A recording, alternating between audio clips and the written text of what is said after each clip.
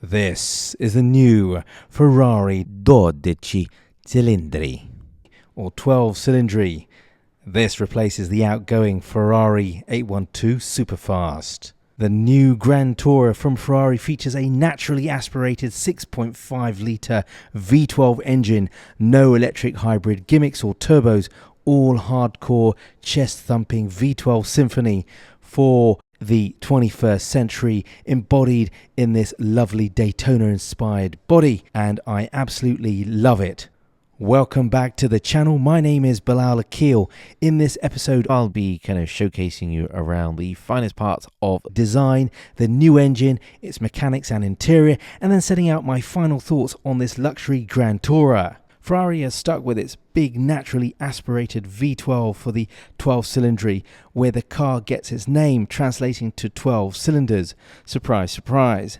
In terms of performance, the 6.5 litre V12 engine pumps out 820 brake horsepower and revs up at 9,500 revs per minute redline, which will get you from 0 to 62 miles an hour in 2.9 seconds and 0 to 124 miles an hour in just less than 7.9 seconds. The 12 Cilindri top speed is more than 211 miles an hour. Now, these are just crazy numbers. The design takes a departure from the aggressive and muscular lines of the 812, moving to more softer, more slick 1960s kind of esque edges with a futuristic look. The design inspiration comes largely from the 1968 Ferrari Daytona, which you can see from the front black band which wraps around the front nose of the bonnet from each of the lights. It creates a dramatic effect. The way the front bonnet swoops over is also very retro wedge style Daytona. And then you have the LED daytime running lights, which are almost the equivalent of the chrome bumpers we've seen in classic Ferraris. I can see how Ferrari's design chief Flavio Manzoni has been inspired by sci-fi, jet fighters, aeronautical engineering and space age design. The front is like Darth Vader with sunglasses, as is the back screen, which looks like the wings of a Star Wars jet fighter, or even maybe Darth Vader's black helmet. The Ferrari 12 Cilindri takes a minimal design language which adopts elements from the one-off KC23 that we saw last year. When asked if customers can have the front black mask strip in body colour, design boss Flavio Manzoni said over his dead body, and I would agree, it loses its retro charm. The windscreen is pushed back to allow more room for that fat V12 which sits under that long bonnet, and the rear C-pillars sweep behind the windows and curve into the roof. What's quite elegant is that you see this quite interesting edge of glass roof, and then you've got the kind of cut into the panel on the hardtop version, and the convertible is quite interesting as well. That's more inspiration of 1960s convertible Ferraris, and particularly the SP1 and the SP2. There are two side ear intakes which are divided in two. The outer part is designed to cool the engine oil radiator, while the inner one cools the brakes. The front radiator intakes are designed for air to flow to the large brake cooling duct, and the lower part of the front splitter, as you can see there, slightly there, also allows air to into the cooling duct. The side intakes are framed by an L-shaped element which is designed to maximize the amount of air entering the opening, whilst at the same time channeling airflow along the car's flanks. A few more interesting aerodynamics features here. There is a move away from large splitters and fixed wings on the outer bodywork. Instead, it's much more smoother. There are 3 pairs of vortex generators at the front of the floor and another pair at the rear to channel the airflow under the car, which work together with the rear diffuser. Looking at the rear of the car, the rear cockpit is situated at the back end and in a curved style reminiscent of the 1960s Ferraris. There's quite a few design elements here that take a radical change which impact the car's overall styling.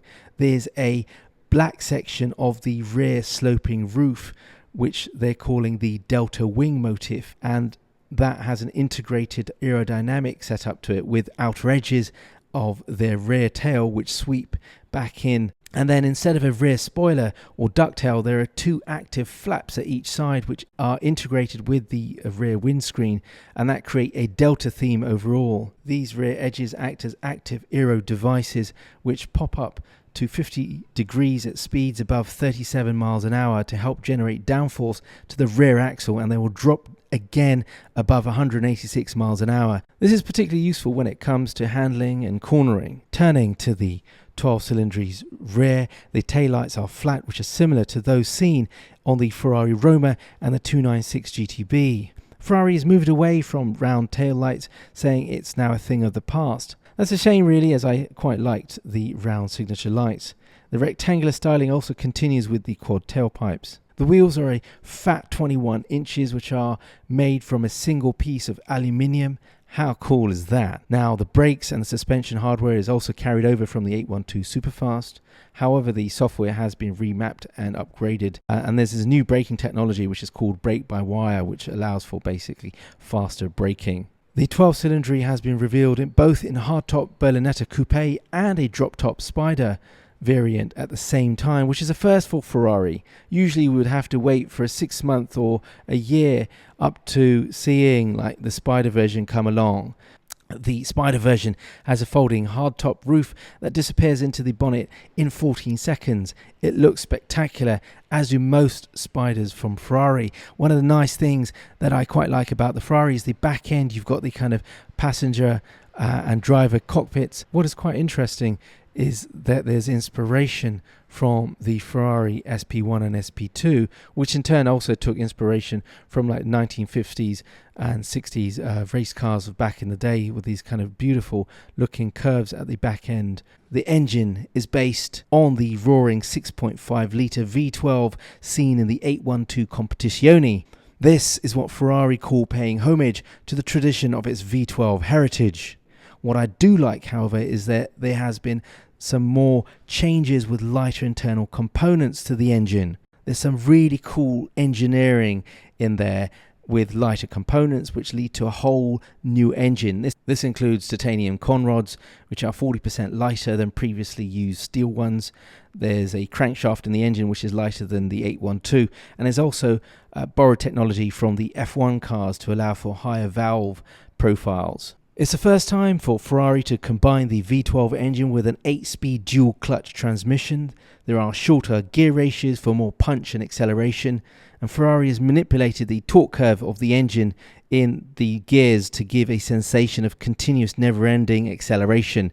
Ferrari's aim was for it to be shifting like a gun. So you go through those gear changes as if you're kind of, making shifts to a gun. That just sounds incredible. The changes in the 812 Competizione are quite smooth and fast, so I'd be very excited to see how this Ferrari will operate. The chassis has been overhauled and there is an upgraded software system throughout this Ferrari. The chassis for the 12 Cilindri is made of aluminium, making it more rigid and lighter to help improve its handling.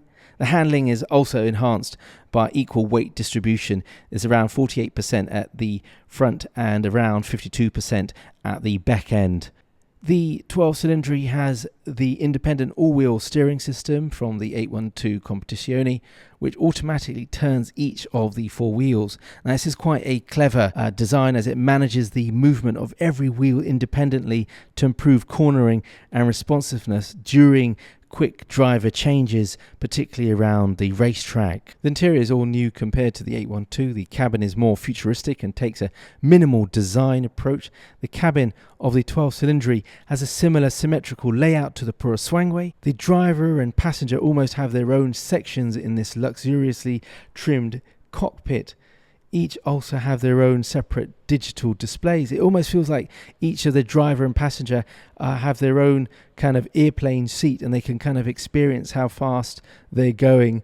Well, certainly it's important for the driver, but the passenger can also see what's happening. But in my experience, when you're sitting in such a car, you're not worried about how fast you're going. You just see the road kind of being swollen up by the car. The difference in the 12 Cilindri is that it features a central infotainment system with a touchscreen, and the touchscreen here has anti-fingerprint protective layers, which is quite interesting. The best feature is the addition of a physical switch at the center console, which is done in the style of Ferrari's old open gate manual gear selector.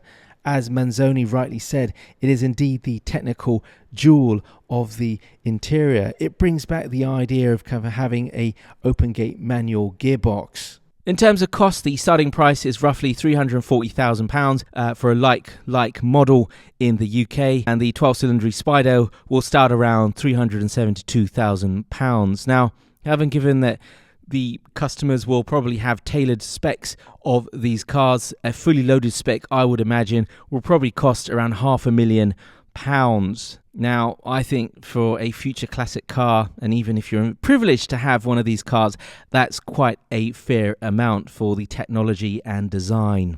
First deliveries are expected towards the end of 2024, and the UK will probably see them on the roads in 2025. This Ferrari 12 Cilindri creates two cars in one, an elegant luxury Grand Tourer, which is comfortable and versatile with wild performance with that roaring V12. I can't wait to see it on the roads of London and the roads of Doha and Dubai, where I've also seen many 812s and F12s. I think this is quite a radical change in design language for Ferrari. It could be that this is the last of the front-engined Ferraris to feature a V12, but I think there is probably more to come from this Italian powerhouse. With growing nonsense European regulations on emission controls, the heavy-duty, broad-chested V12 engines are starting to now become extinct.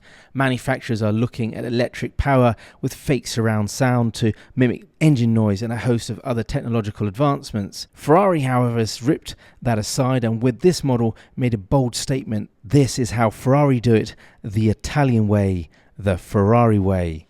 Viva V12! Viva 12 Cilindri! Thank you very much for watching. I hope that you've enjoyed this episode. Until then, take care. Goodbye.